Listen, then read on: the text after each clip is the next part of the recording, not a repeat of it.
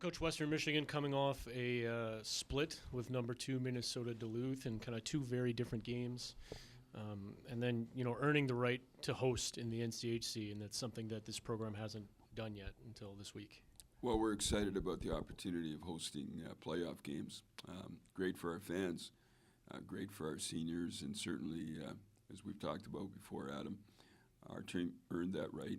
We beat some good teams along the way and had a positive record in our league, which is very difficult to do.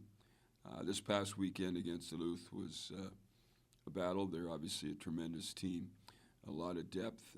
We liked a lot of things that we did on Friday night, and to be quite honest with you, we did some good things on Saturday as well, but made some crucial mistakes at the wrong time, and certainly giving up a goal with 4 seconds to go in the second period to give them a lead was not what we wanted to have happen. And then came out early in the third period, had a couple of great chances, did not finish, and again got caught, gave up the 4-2 goal, and really didn't generate a lot of offense after that. But very good team. We certainly want to invest as much as we can into the weekend so we have a potential chance to play against Duluth in the future as well. Omaha comes in here, and it was just a very interesting series down there with about 20 goals scored combined between the two teams.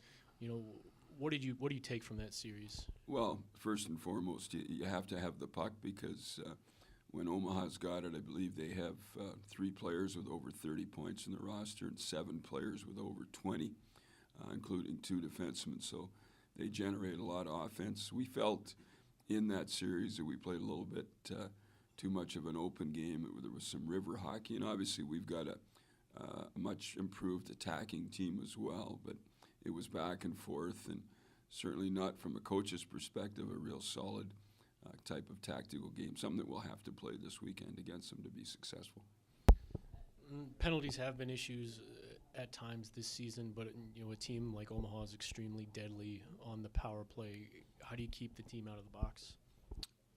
Well, how do we keep our team out of the penalty box? I think one thing is to respect the opponent's power play. We're talking about the best power play in the NCHC, so that in itself should send a clear message to our team that we're a lot better when we're playing them even strength. We've obviously got a solid power play as well, but we just have to know that you're rolling the dice when you're taking too many penalties, and we need to be assertive physically.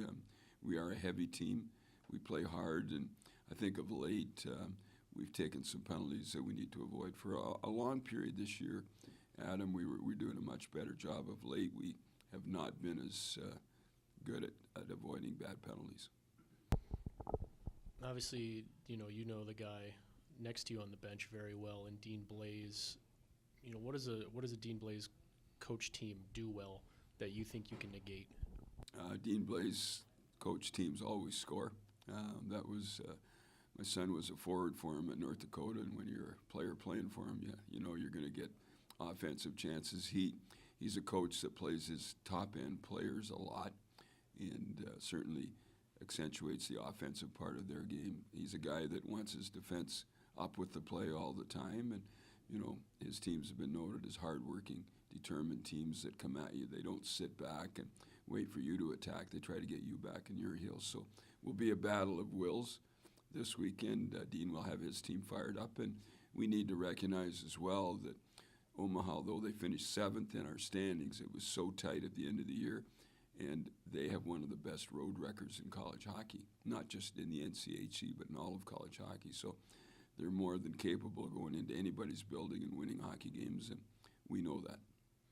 Sheldon Dry's coming up next, and it's going to be his last weekend here at Lawson Ice Arena in front of the home fans, and so much more of this class is the only one to ever play 4 years in the NCHC, and from start to finish where they're ending up now. Can you just talk about the impact they've had in the program?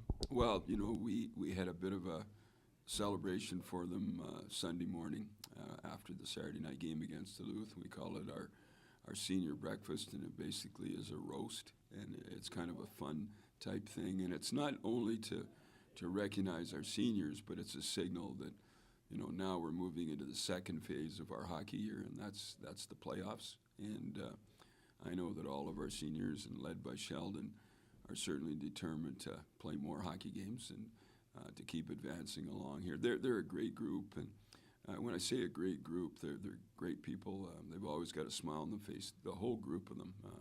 They've been solid students here. They've been great ambassadors for our program. As Aaron Hadley would tell you, we've won 2 GLI tournaments. We kind of joke with Aaron about that because one day in practice, I was big into telling our guys we haven't done anything yet, and that was kind of the theme. And I know Aaron being one of our captains, I said, Aaron, what have we done this year? And I was expecting to say, Coach, we haven't done anything yet. And he said, we won the GLI, but we're looking past the GLI. But they're a great group, and I'm looking forward to the next stage of my relationship with them once they leave our program in terms of friendship and maybe helping mentor them along the way in some other endeavors they might have in life. But great group, and going to be sorely missed here, but they got a lot of hockey left to play this year as well. Thanks, Coach. Thank you.